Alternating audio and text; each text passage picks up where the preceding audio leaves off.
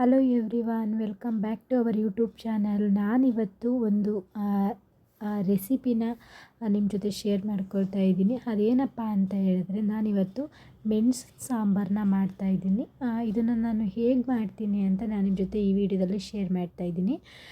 ಇದು ಬಂದುಬಿಟ್ಟು ಕೆಮ್ಮು ನೆಗಡಿಗೆ ಹಾಗೆ ತುಂಬ ಮಳೆ ಬರ್ತಾ ಇದ್ದಾಗ ಬಿಸಿ ಬಿಸಿಯಾಗಿ ಸಾಂಬಾರು ಮಾಡಿಕೊಂಡು ರೈಸ್ ಜೊತೆ ಅಥವಾ ಮುದ್ದೆ ಜೊತೆ ತಿಂತಾಯಿದ್ರೆ ವಾವ್ ಅನ್ನೋ ಥರ ಟೇಸ್ಟ್ ಕೊಡುತ್ತೆ.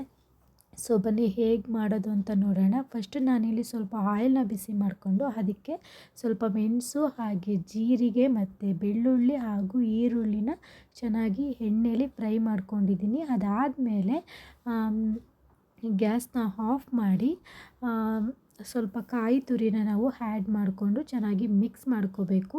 ಹಾಗೆಯೇ ಇಲ್ಲಿ ಒಗ್ಗರಣೆಗೆ ಅಂತ ನಾನೊಂದು 2 ಒಣಮೆಣಸಿನ್ಕಾಯಿ ಹಾಗೆ ಸ್ವಲ್ಪ ಬೆಳ್ಳುಳ್ಳಿ ಹಾಗೆ ಸ್ವಲ್ಪ ಕರಿಬೇವು ಸೊಪ್ಪನ್ನ ರೆಡಿ ಮಾಡಿ ಇಟ್ಕೊಂಡಿದ್ದೀನಿ. ಸೊ ಇವಾಗ ನಾನು ಫ್ರೈ ಮಾಡ್ಕೊಂಡಿರೋ ಅಂಥ ಎಲ್ಲ ಐಟಮ್ಸ್ನ ಜಾರ್ಗೆ ಹಾಕ್ಕೊಂಡಿದ್ದೀನಿ. ಇವಾಗ ನಮಗೆ ಖಾರಕ್ಕೆ ಎಷ್ಟು ಬೇಕೋ ಅಷ್ಟು ಸಾಂಬಾರು ಪುಡಿನ ಆ್ಯಡ್ ಮಾಡ್ಕೋಬೇಕು.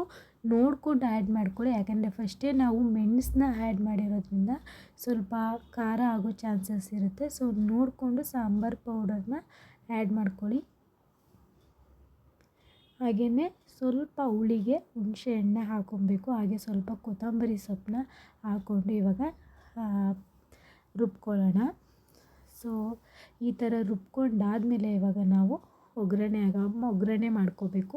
ಫಸ್ಟಿಗೆ ನಾನೊಂದು ಪಾತ್ರೆಗೆ ಸ್ವಲ್ಪ ಆಯಿಲ್ನ ಹಾಕ್ಕೊಂಡು ಆಯಿಲ್ ಬಿಸಿ ಆದಮೇಲೆ ಸಾಸಿವೆನ ಹಾಕ್ಕೊಂಡಿದ್ದೀನಿ. ಸಾಸಿವೆ ಎಲ್ಲ ಚಿಟಪಟ ಸಿಡಿದ ಮೇಲೆ ಒಣಮೆಣ್ಸಿನ್ಕಾಯಿ ಹಾಗೆ ಬೆಳ್ಳುಳ್ಳಿ ಹಾಗೆ ಸ್ವಲ್ಪ ಕರಿಬೇವು ಸೊಪ್ಪನ್ನ ಹಾಕಿ ಫ್ರೈ ಮಾಡ್ಕೊಳ್ಳೋಣ. ಇದೆಲ್ಲ ಫ್ರೈ ಆದಮೇಲೆ ನಾವೇನು ಪೇಸ್ಟ್ ಮಾಡಿ ಇಟ್ಕೊಂಡಿರ್ತೀವಿ ಅದನ್ನು ಹಾಕಿ ಒಂದ್ಸರಿ ಚೆನ್ನಾಗಿ ಮಿಕ್ಸ್ ಮಾಡೋಣ.